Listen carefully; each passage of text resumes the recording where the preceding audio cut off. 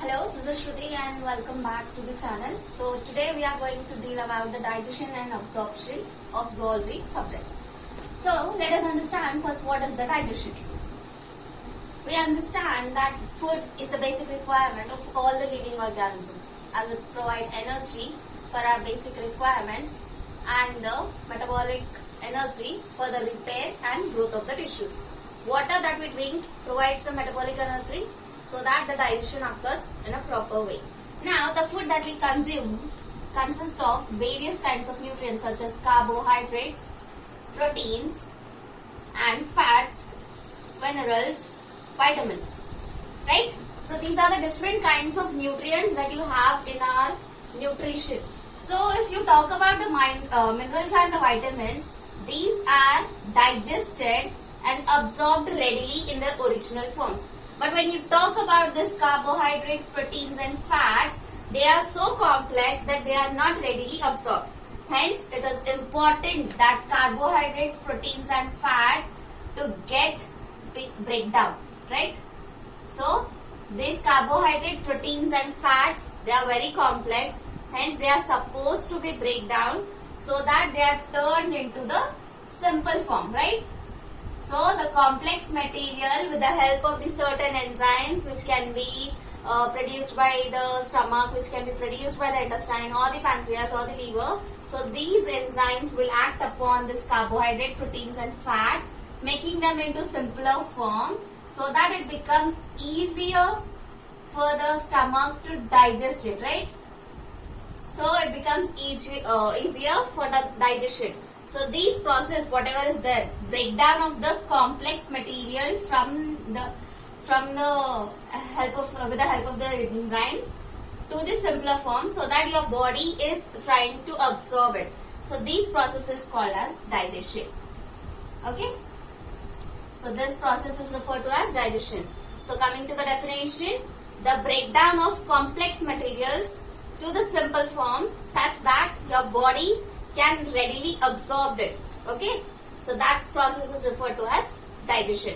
Whereas if you talk about the minerals and vitamins, these are actually they are readily absorbed in their original forms. Whereas if you talk about the carbohydrate, proteins and fats, they have to be broken down into simpler forms. Now, if I talk about the food, it is the basic energy provider and life sustainer. Because to sustain the life, it is very important that the food we consume consists of these nutrients. And if I talk about the vertebrates, they are either carnivorous or the herbivorous. Carnivorous, that means the animals which depends on other animals for their food, right? And the herbivorous, these are the animals which depends on the plants or the green small plants or shrubs or trees for their food material. Whereas if I talk about the human beings, they are omnivorous. That means we eat the flesh of the other animals as well as the plants. So hence we are referred to as omnivorous. And if I talk about the alimentary canal, okay, these vertebrates, they will have a really longer alimentary canal when you compare it with the human beings. Because when these vertebrates consume the herbivorous kind of thing, they have something called as cellulose, which is not readily absorbed. Hence, they do have a longer vertebral column, so they have a longer alimentary canal so that they have the longer surface area absorption. If there is a longer alimentary canal, that means more number of cells, more absorption will take place. So in this way, the digestion occurs in the vertebrates. Whereas if I talk about the omnivorous, we have a shorter alimentary canal where the digestion is efficient and the absorption will also take place. Now, there are certain enzymes. If I talk about where this digestion and absorption take place in the human body, so small intestine. Okay. Small intestine is the major site of digestion, whereas if I talk about the large intestine, here most of the minerals and water gets absorbed and a fecal matter is formed in the large intestine. There are certain brush border enzymes which are present in the plasma of the cells, right? So what does this brush border enzymes do is they hydrolyze disaccharides to monosaccharides. So these carbohydrate, proteins, fat, which I was talking about the nutrients. So these carbohydrates, which are complex, carbohydrates, proteins and fats. So these carbohydrates are the major energy providers, or I can say they are the chief energy providers for the tissues, so that your body will perform the functions. Then these proteins are the body building materials. Whereas if I talk about the fat, they storage form of energy. They store the energy in the liver and they provide energy whenever the body demands it. The stored energy is in the form of glycogen and it is stored in adipose tissues. Okay. So this is about this. Now I told there are all the enzymes, whatever is required for this digestion of carbohydrate, proteins and fats. Firstly, they are released in inactive forms such as pepsinogen, trypsinogen. So they are all inactive. So for these enzymes to get active, only once they are getting activated, then they can be acted upon the gut. So it is very important that these enzymes to get activated. How these enzymes get activated is, there are certain process over here. Now what this digestion and absorption, how does it actually take place? So these digestion and absorption, how does it occurs is with the help of the digestive system, which is the mechanical as well as the biochemical process. Okay. So these digestion and absorption, it involves two processes. That is mechanical process which occurs in the mouth, and next is the biochemical process which occurs throughout the alimentary canal. Now these digestive system, how it is formed. So these digestive system, this is formed with this two. First is the alimentary canal and the absorption takes place with this associated glands. Now these associated glands include salivary glands, the pancreas, the liver. These will release certain kinds of enzymes, hormones, which will help in the process of digestion and absorption.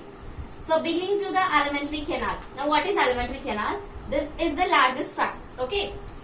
So it begins anteriorly. Anteriorly it begins from the mouth and posteriorly it ends with the anus. Right? So if I talk about where it is beginning from, it begins anteriorly from the mouth and posteriorly it is ending with the anus. Now from these mouth to anus, there are various parts in this alimentary tract. If you see here, it begins from the mouth anteriorly, then that will lead to pharynx. These pharynx is a common passage for the air as well as for the food. And next, that will lead to esophagus. Okay, here the food will show some peristaltic movement and finally leads to the esophagus. From the esophagus, there is a sphincter which will take the food from the esophagus to the stomach. From the stomach, finally it reaches the small intestine, which is the major site of digestion. The small intestine is a place where most of the digestion occurs. Then large intestine. Once the food is digested, there is certain products which again has to be digested. So here water and certain drugs are getting digested as well as the fecal matter is formed. Then after the fecal matter is formed over here, it finally reaches the anus. So this is the final, complete the track of the digestive system. Okay. So let us discuss first about the mouth. Now if I talk about the mouth, so mouth is bordered by two movable upper and lower lips, right? So you have the upper lip, you have the lower lip, which is also called as the labia. So mouth is bordered by two movable upper and lower lips. So this is the first part. Now the second thing here you have is the palate. Okay.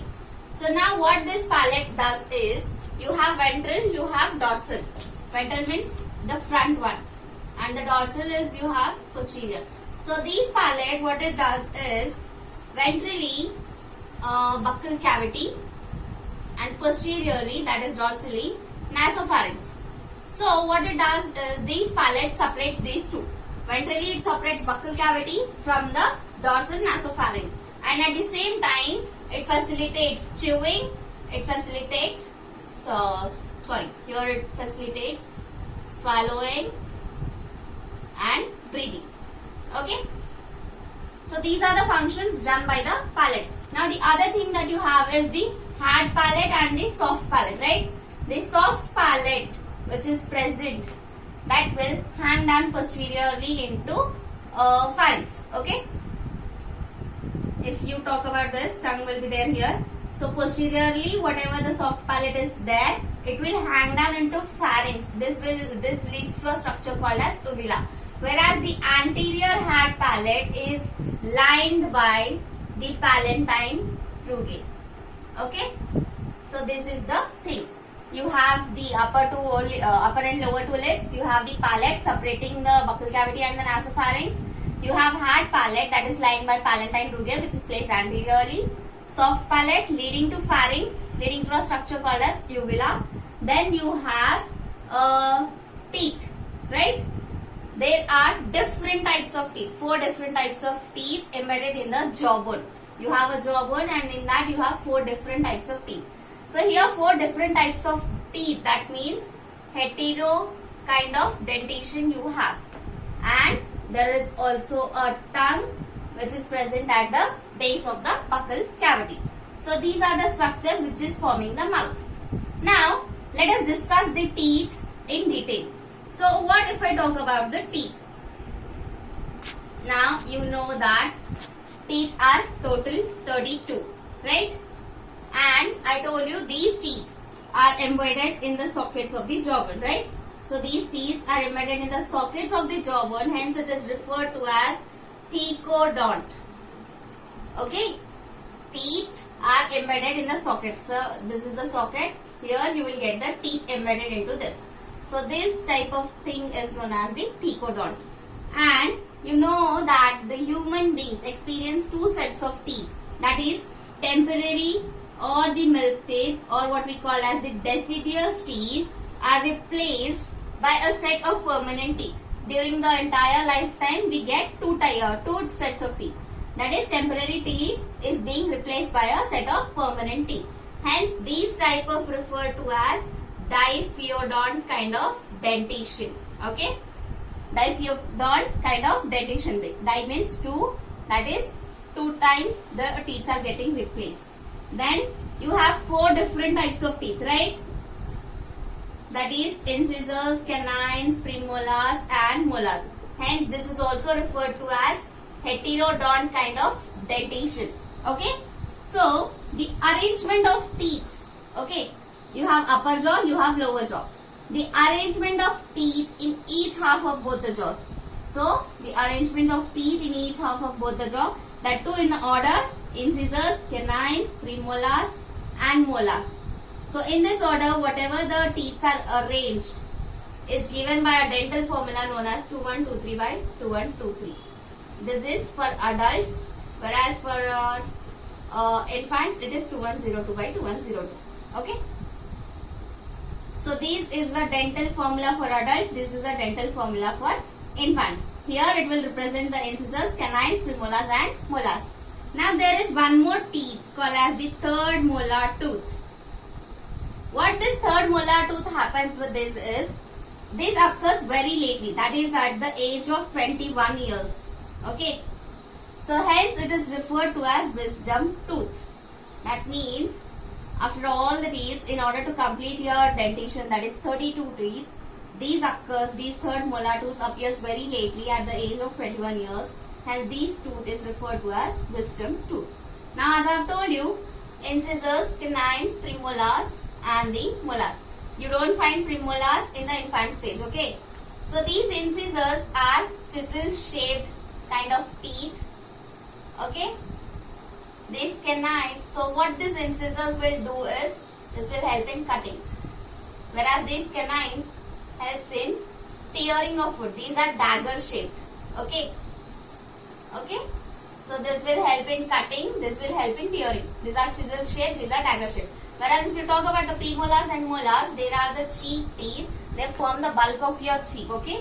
So these are referred to as cheek teeth and they help in grinding of the food material. So these are the different types of teeth and their shapes with the functions, right? Now let's talk about the structure of tooth. So coming to the structure of the tooth, you have three parts, right? So first will be the crown, then the neck, then the root. I told you teeth are embedded in the sockets of the jaw. So if it is a socket, you have teeth embedded like this. So this will form the crown, the outermost part, okay? This will be the neck, which will form the middle part. This will be the root. Now these teeth, they have the origin of ectomesodermal. That means it can be originated from the layer of ectoderm or from the layer of mesoderm. So these teeth, whatever is there, the entire part is formed by the hard material called as dentine. Now how this dentine is actually, so these dentine is secreted by odontoblasts, okay, and these odontoblasts have the mesodermal origin, okay. So the entire teeth is formed by the dentine, which is the hard material, and this dentine is released by this odontoblast, which are having the mesodermal origin. Now let us discuss this individually. So if I talk about the crown, the dentine of the crown, okay, so the hard material of this crown is formed by the enamel. So this enamel is the hardest substance in our entire body. So this enamel is secreted by the amioblast, and these have the ectodermal origin, okay. So this is the hardest substance in our entire body, enamel. This is formed and you can find this over here, over the crown part. It is secreted by the amioblast and having the ectodermal origin. So also there is a pulp cavity over here. Inside the tooth you will have this pulp cavity. Now these pulp cavity, in this pulp cavity you will have the pulpy fluid as well as the odontoblast, certain nerves, blood vessels, okay, and it is again lined by a layer of odontoblast, okay. So this is a pulp cavity which is filled in the tooth, okay. Then you have in that pulp cavity you have certain nerves, blood vessels, and again it is lined by a layer of odontoblast like this, okay, outer covering types. So this is the thing about it. Now coming to the root. So the dentine of the root, okay, like the dentine of the crown, dentine of the root, that means here it is covered by cementum, okay. So this cementum is embedded in the sockets of the jawbone. I told you, right? So sockets of the jawbone is also referred to as alveolus. So this cementum will cover the sockets and also the dentine of the root. And again this is lined by periodontal membrane, okay.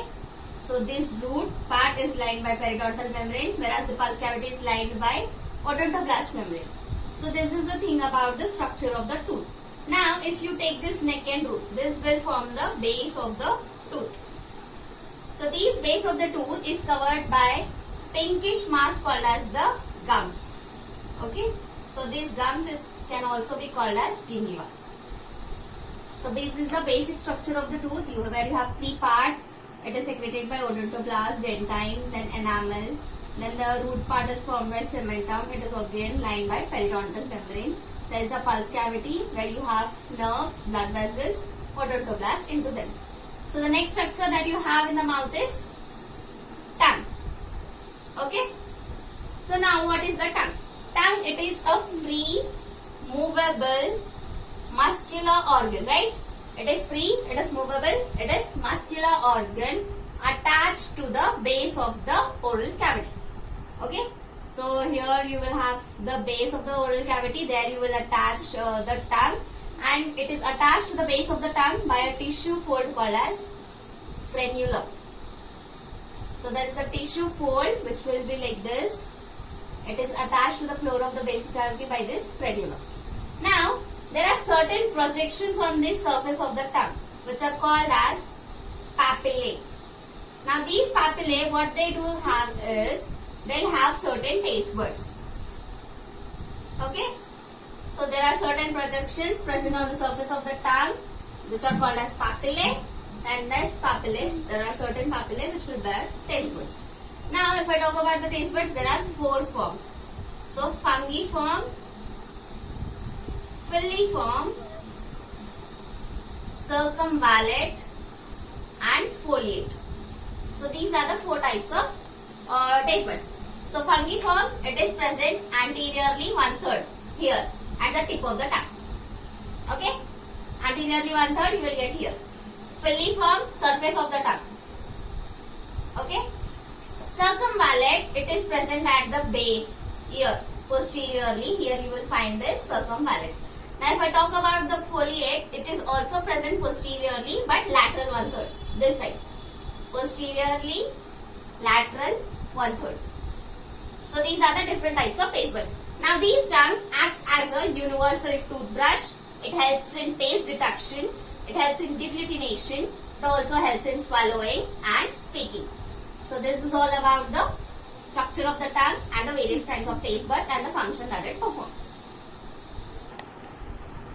Now let us discuss about the pharynx. So as I have told you, mouth we have done with the teeth. We have done with the tongue. So now this is finally leading to pharynx.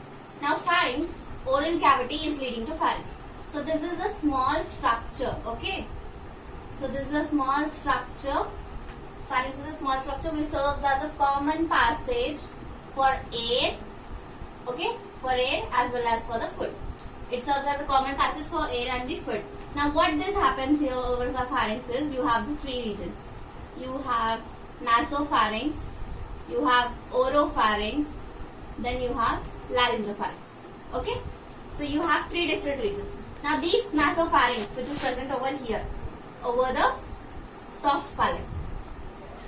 Okay, I told you there are 2 palates, hard palate and the soft palate. If I talk about here, anteriorly you will have the soft palate, posteriorly you have the soft palate. Soft palate will lead to the structure called as uvula, and that will lead to pharynx. So here nasopharynx is present over the soft palate. Oropharynx, middle part. Laryngopharynx is the most lower part. So these pharynx is finally leading to larynx. Okay, it will lead to larynx, then it will lead to laryngopharynx. Okay, so this is the structure. Pharynx will lead to larynx, then it will lead to laryngopharynx through the glottis. Okay, through the glottis, this is the thing which is happening. Now there is a structure, a cartilaginous, which is made up of the cartilaginous flap-like structure called as epiglottis. Now what is this epiglottis is? What function does this? It prevents the entry of food material into this larynx during the swallowing. Okay, so during swallowing, as pharynx is a common passage of food and air, so this epiglottis structure will prevent the entry of food back into the larynx region. Okay, so this is the main function of the epiglottis. Now these pharynx, to promote the swallowing or to facilitate the swallowing, it has certain muscles, muscular movements. Okay, it will have voluntary muscular movements to facilitate the swallowing. And also there is a structure called as tonsils. Okay, you might have heard this word called as tonsils. These tonsils are the lymphoid tissue which are present in the pharynx. Okay, so these lymphoid tissue which are present in the pharynx are of again 3 types. So here you have adenoid, that is, then you have pharyngeal, that is related to pharynx, and then you have, this is also called as palatine. Palatine, pharyngeal, and one more you have is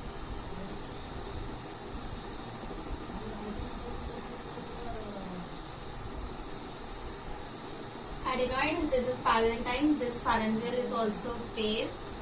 This is adenoid and palatine. This is laryngeal. This is also a pair. Okay, so you have these 3 pairs of tissues. You have adenoid, or also called as pharyngeal, palatine. Then you have the pharyngeal. Then you have is the laryngeal. Now eustachian tube. This is the structure of the middle ear. This will open into this nasopharynx. Okay, from the middle ear it will finally leads open your tube here. This is eustachian tube. So this is about the basic structure of the pharynx. Now pharynx is finally leading to esophagus. So coming to the esophagus, it is a thin tube, okay, thin elongating tube which will extend posteriorly. It will pass to the neck, to the thoracic region, then to the diaphragm, okay. So neck, thoracic region, and then the diaphragm, and finally it will lead to stomach, okay. So this is the structure of the esophagus. It is a thin tube extending posteriorly, passing through the neck, thoracic region, and the diaphragm. Now, at the beginning of the esophagus, there is a sphincter. Okay? So this will allow the passage of the food. And here you have a muscular sphincter or the cardiac sphincter. Okay? What this sphincter will do is it will regulate the opening between the esophagus and the stomach. Clear? So here you have one sphincter at the beginning of the esophagus. Beginning of the stomach, you have one more sphincter called as the cardiac sphincter, which will regulate the opening of esophagus and stomach. So this is a tube, esophagus tube. Now this esophagus is finally leading to stomach. Now coming to the stomach, it is a wide muscular organ and it is J-shaped. Can you see this? It is J-shaped muscular organ and it is distensible. Means how much amount of the food which you put, it will get elongated. So the stomach has three regions. It has the cardiac region, it has the fundic region, it has the pylorus region. So cardiac region is this, where the beginning of the end of the esophagus and beginning of the stomach. You will have the cardiac sphincter over here. Fundus, this part. Okay, it will form the body part. Most of the body part will form.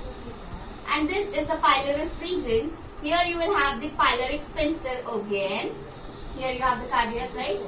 So here you have the pyloric sphincter. These pyloric sphincter will lead to pyloric antrum. Okay? This will lead to pyloric antrum and that pyloric antrum will finally lead to small intestine. Okay? So these are the different regions of the stomach, that is cardiac, fundus and the pyloric region. Here you have the pyloric sphincter leading to pylorus, then finally leading to the small intestine. So this stomach is finally leading to small intestine, right? So now this small intestine, it is a largest part of the alimentary tract. Okay? It is the largest part of the alimentary canal and it is a structure forming a major site of the digestion. So now this consists of three parts. So duodenum and jejunum and then you have ileum. So these are the three parts of the small intestine. So this is the proximal part. This is the middle part which is coiled. Okay, highly coiled. Whereas if we talk about the ileum, it is more highly coiled when compared with the jejunum. Okay, so this is the proximal, middle and this is the distal part. So these are the structures forming the small intestine which is proximal, middle and the distal. So now this duodenum, it will receive a duct which is called as hepatopancreatic duct. Hepatopancreatic duct, which is the duct from the liver as well as from the pancreas. So it will receive the duodenum. Now this coming to the ileum, what it will lead to is, it will lead to large intestine. How it will lead to large intestine is, large intestine again it has three structures, right? Cecum, colon and the rectum. So this ileum will lead to the cecum. So how it leads to is, it consists of the ileocecal vein. Okay? You have the ileocecal vein at the ileocecum junction. So this ileum will lead to the cecum part of the large intestine. And what is the function of this vein is, this ileocecal vein prevents the entry of fecal matter, whichever is forming in the large intestine. So these will prevent the entry of fecal matter back into the ileum. Okay? So this is the function of the small intestine. Now if I talk about the large intestine, cecum is the first structure. So it is a small blind sac-like structure. Okay? It is a blind sac-like structure. It will host some symbiotic microorganisms which will help in absorption and reabsorption. Okay? So it will host some microorganism. And there is finger-like tubular secretions over here. Tubular finger-like projections arising from the cecum. So these finger-like tubular projections which are arising from the cecum are called as vermiform appendix. Okay, so this is vermiform appendix. If you take about the intestine diagram, you will have here vermiform. This structure is called as a vermiform appendix. It is tubular finger-like structures, and this is also called as abdominal tonsil. Okay, so this is about the vermiform appendix. Now this is about the cecum. Now if I talk about the colon, so these colon, what it will have is, it will have 3 longitudinal muscle rows which are referred to as tinea coli. Okay, it will have 3 longitudinal rows of muscles called as the tinea coli, and it also has projections outward, bulge structures which are projected outwards, which are referred to as ostrea. Okay, so this colon, it has a bulged out structures called as the ostrea, 3 longitudinal muscle rows called as the tinea coli. Cecum, you have this vermiform appendix, and this the vein. Now coming to this colon will finally lead to, these are 4 types again. See, if you see, this is ascending colon, this is transverse colon, this descending colon, and this is sigmoid colon. This sigmoid colon will turn posteriorly and finally lead to rectum. Okay, so this is about the colon. There are 4 types, then there is muscle structure, then it is finally turning posteriorly and leading to rectum. Now this rectum is small dilated sac. Okay, it is dilated posteriorly, then this is sac which will lead to anal canal through the anus. Okay, so this is all about the rectum. Now there is no specific function of digestion in the large intestine. The only function that the large intestine does is, it does the reabsorption of water, certain minerals and certain drugs. It also provides lubrication for the materials, for the undigested materials. So those undigested materials come and bind together, and it also provides the lubrication for the fecal matter, so that it is excreted out easier. Okay, so this is the major function of the large intestine. No specific digestion occurrence over here, only the reabsorption and lubrication function is being done. So this is about the alimentary canal tract, beginning from the mouth and ends with the posteriorly anus. So this is about this, and in the next video we will discuss about how this digestion and absorption takes place with the help of certain enzymes.